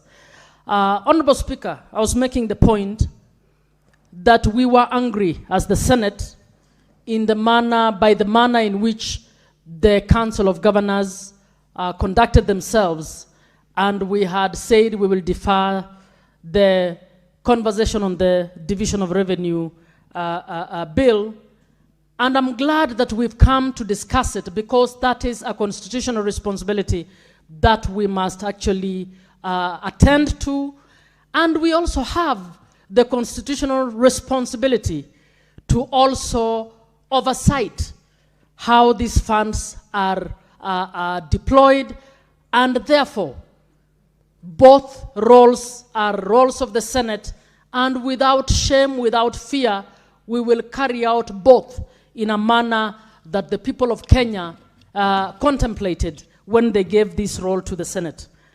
Honorable Speaker, even as I say so, I would want to support that those who have argued that the Senate must go back to negotiate for more funds. Our committee has recommended 454 billion, and the CRA has recommended more money than that. My view is, first, we need to know that 450 billion is the amount, and I speak as a member of ODM, as a member of who is aware of that this issue was discussed as part of the MOU between ODM and the government. There are those who pride themselves that we are doing a lot as broad-based. And I would want to say, in good faith, if at all the government respects Raila Odinga, we need to actually at least honor his memory by doing what is right. 450 was supposed to be given in the past financial year. So in this financial year, we should be going up. So I want to urge the government that we need to give more to counties, and to also urge the government to know, in my view, my humble advice to any national government that will be there, that the national government that embraces devolution best will actually develop this country faster. Because a lot of the service delivery that is required to trigger the economic growth are in functions that are carried out by county governments. So when we hold up the money, and yet the development budget for national government is not more than 30%, we actually end up with the grumbling that is happening. Honorable Speaker, 420 is not enough for this reason, that we still have functions listed in the 4th schedule that have never been implemented by some counties. Counties are always complaining that they do not have enough money. The wage bill is still high, as you are aware. Key services like agricultural extension services have been relegated. They're not there. We have not had enough money to deploy in the health sector, for instance, to do effective preventive health. We actually are misusing CHPs who are given 2,500 to carry the burden of doing preventive health for a government that should actually not think otherwise. 2,500 is an insult. So properly speaking, we should be trying to find monies that we can deploy if we are serious about UHC, that we can deploy both in preventive health and in our public facilities. Bulk of the services carried out by government, by county governments, in order for us to be able to achieve what we are talking about. Honorable Speaker, the model of UHC in health in Kenya cannot be achieved when we are giving a drop of the amounts of money that we are giving to counties. Honorable Speaker, we have functions like the museum, the libraries, which were the national government had held on, has transferred, but the monies were not transferred. Honorable Speaker, along the line in the 4th schedule, with the mandate on ECDE and VTCs, there is the other function of care institutions. Care institutions are particularly required by the most vulnerable in this country. The young girls who go to work for the middle class people and from the informal settlements are the ones who need care services for their children in order for them to go and do some days work and come back to feed that family. Honorable Speaker, I'm in the Committee on Education. That is a function that nobody is implementing. And they're not implementing because it looks like the easy one to fall off because the money is not enough. The museums would best keep our culture. I would want to find out any of you in your counties, which county is implementing that function properly.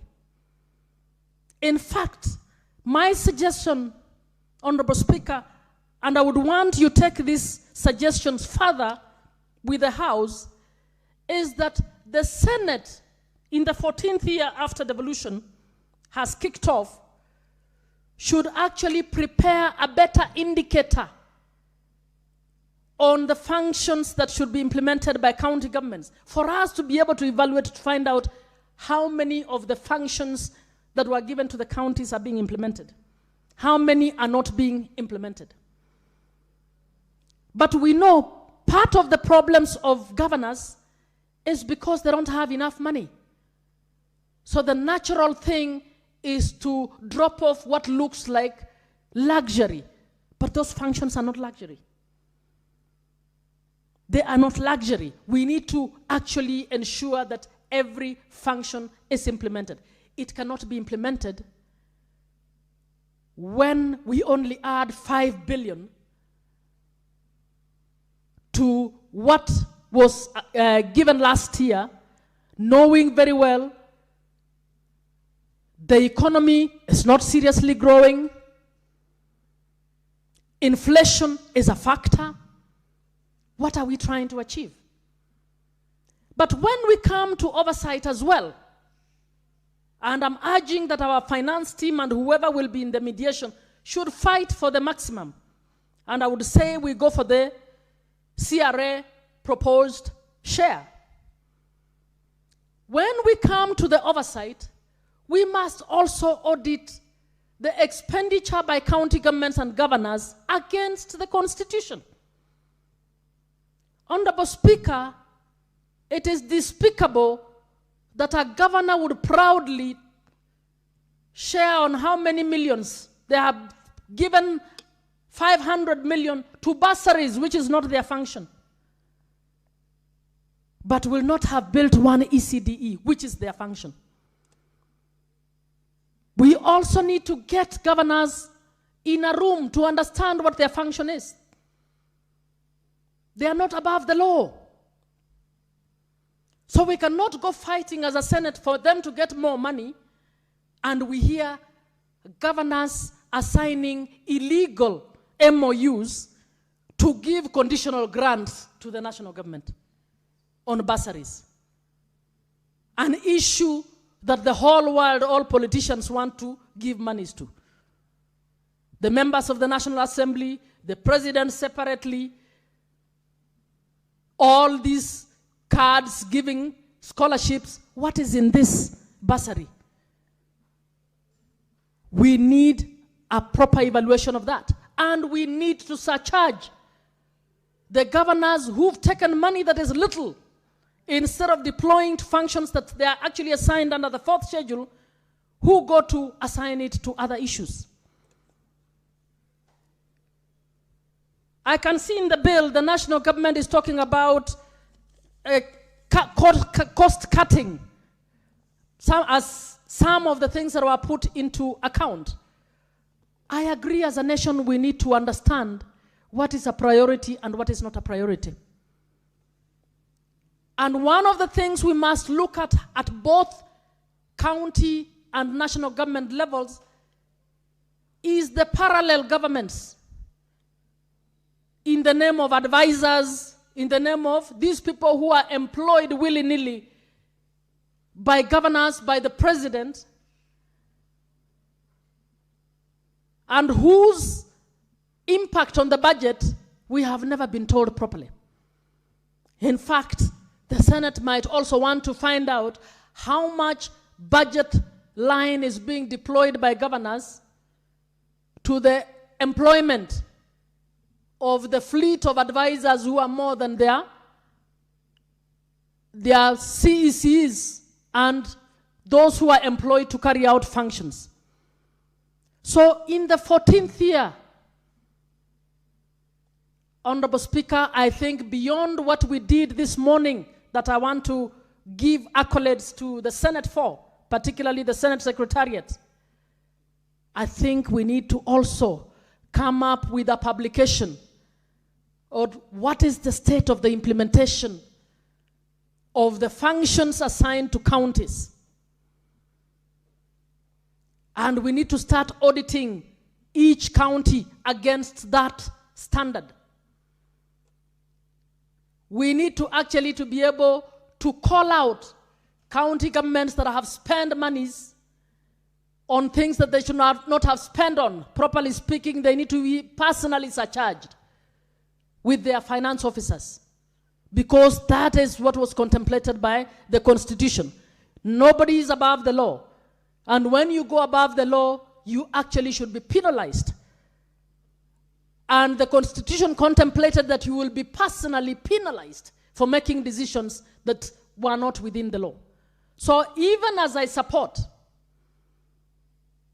I want to ask that we vigorously campaign and lobby for more money. We must tell the president that we still have a lot of money held at the national government. Monies for roads. We still have parastatals that are holding functions of the counties, money that should be counties, still with the counties, still being held by national government.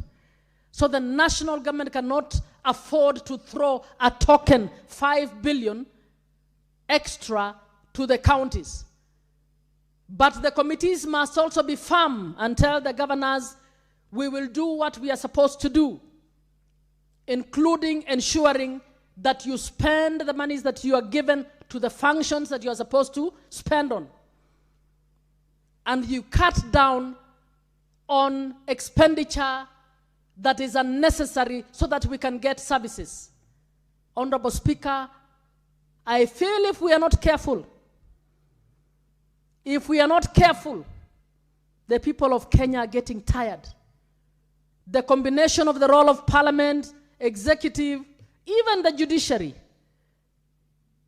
we need to start doing our job guided by nothing but the Constitution. And I believe if we implement this Constitution as was contemplated, this country will go far. I believe the national government that will come up and embrace devolution, and all of them lie to us when they're campaigning, that they support devolution. But when they come, they are the first ones affirming parastatals carrying out roles that are not theirs. I want to ask the broad-based government, we now have The chair of budget is an ODM member. The CS Treasury is an ODM member. Raila Odinga stood for devolution. Raila Odinga had asked in his lifetime that 450 in the last financial year be sent to county governments. If you truly respect him, including the president, if you truly respect Raila Odinga, you need to know we need to give the 450 we should have given in the last financial year, and we need to mark it up in this financial year, and I am asking that we mark it up to what the CRA has recommended in good faith. And let us find other ways of ensuring that we save cost on the largesse that is happening to ensure that we find that money. And I believe that money is there and can be found to go to the counties. I thank you, Mr. Speaker. Senator Wamatinga Wahome.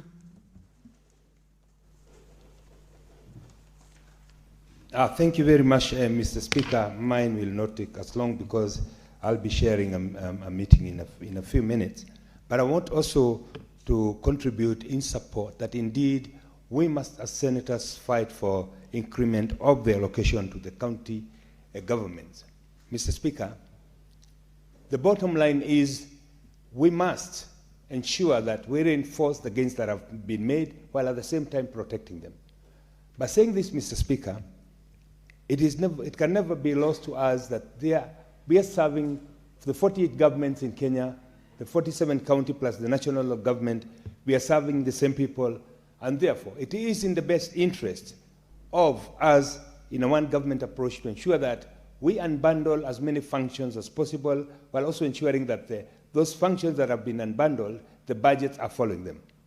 But having said that, Mr. Speaker, it must also not be lost to us that we have a constitutional rule of oversight, and that the governor, some governors, have made it very difficult ensuring then that the allocated resources cannot be audited, cannot be followed up. And we've even seen situations where they've refused to submit themselves to the specific committees for questioning.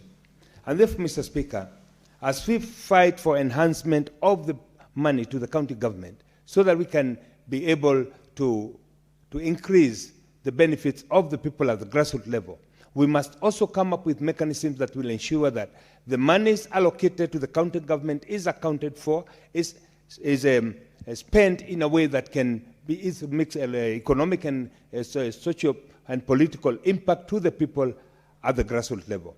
Mr. Speaker, we know that some of the notorious counties are those which are marginalized and those which have been touted as poor counties. Some of them, Mr. Speaker, for the last 15, 13, 14 years have been allocated hundreds of billions, but Mr. Speaker, there is not much that you can show of it. And therefore, Mr. Speaker, as we fight for the increment of the allocation to the county governments, we must also reinforce and look at the mechanism that has been put in place to ensure that we do not only oversight, but we also come up with a definition of what is an impactful project, Mr. Speaker, but left at the liberty of the governors, as is today, Mr. Speaker. We'll find some who are giving manure to the people. We'll find some who are giving cows that go and die after a couple of days, Mr. Speaker. We'll find some that are giving all manners of things and saying in the name of social development, Mr. Speaker. This, Mr. Speaker, can only be achieved if we come up with a matrix. And because that is not defined in the Constitution, maybe we need to sit down with the governors in the spirit of moral responsibility and agree within which parameters can we define how you spend your money? Within which parameters can we agree that the resources that goes to the county are expended in a way that will be impactful, Mr. Speaker? I would want also to say, Mr. Speaker, some counties have shown tremendous progress in the way that they're implementing and using their money.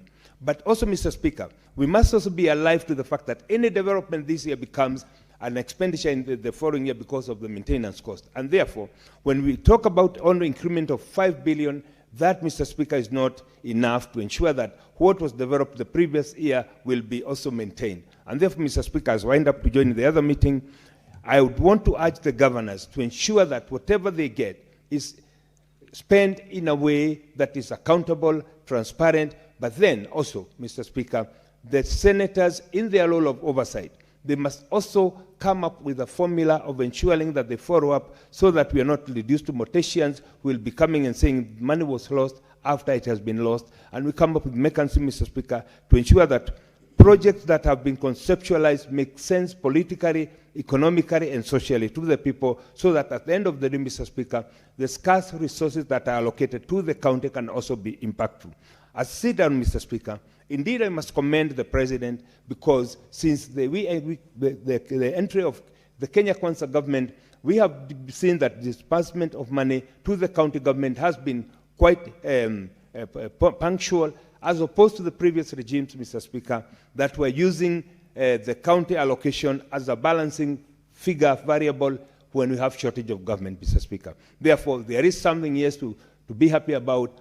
What needs to be done more is to unbundling of the services, and most importantly, ensuring that the budget lines follow them, and that also must be followed by reinforced oversight commitment from the senators, as well as the governors submitting themselves whenever there are queries, so that we can clear that and cultivate goodwill from the people. Thank you, Mr. Speaker. I support. Okay. Next is Senator Chabulet.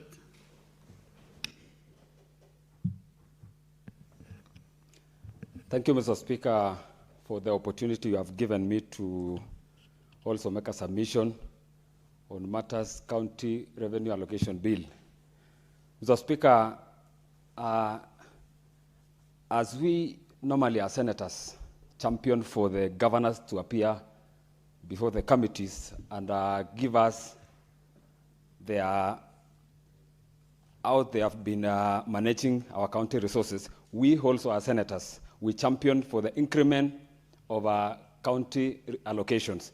So, Mr. Speaker, as the House and also members who are mandated to do oversight to our governors, we also appeal to our governors to appear at any time they are being summoned by the committees of this House. Mr. Speaker, as we champion for the increment of resources within our counties, we also demand accountability among our governors. We want them to show us how they are managing, how they are using our public resources, because we don't know a situation, Mr. Speaker, whereby as senators, we are championing the national government to increase the allocation of resources to our counties, and again, we don't see the benefits. We don't see the results.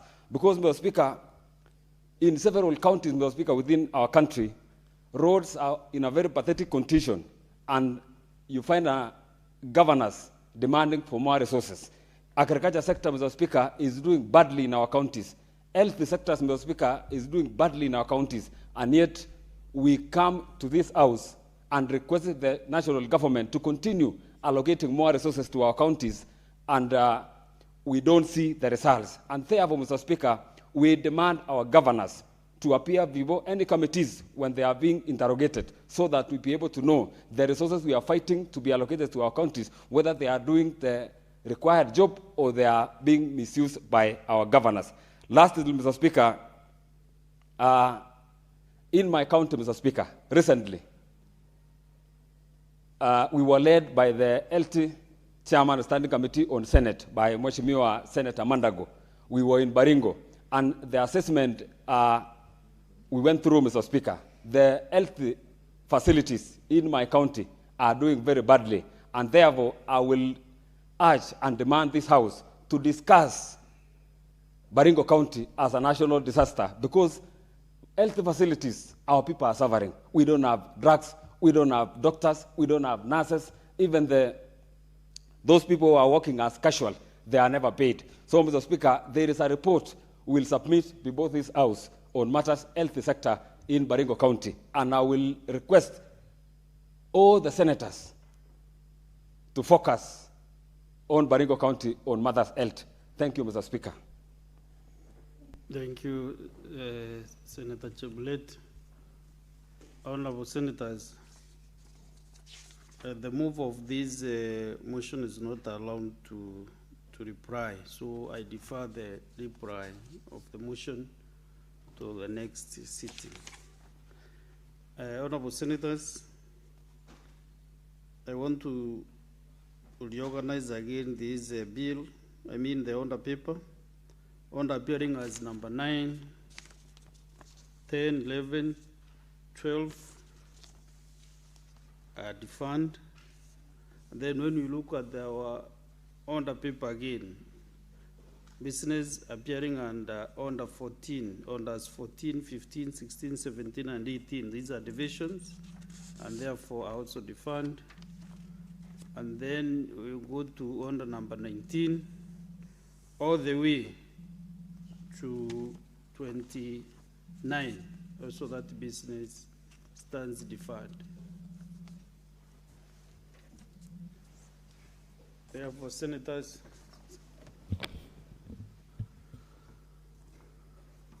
Honorable Senators, there being no other business on the order paper, the Senate stands adjourned until Tuesday, 5th May 2026 at 2:30 p.m.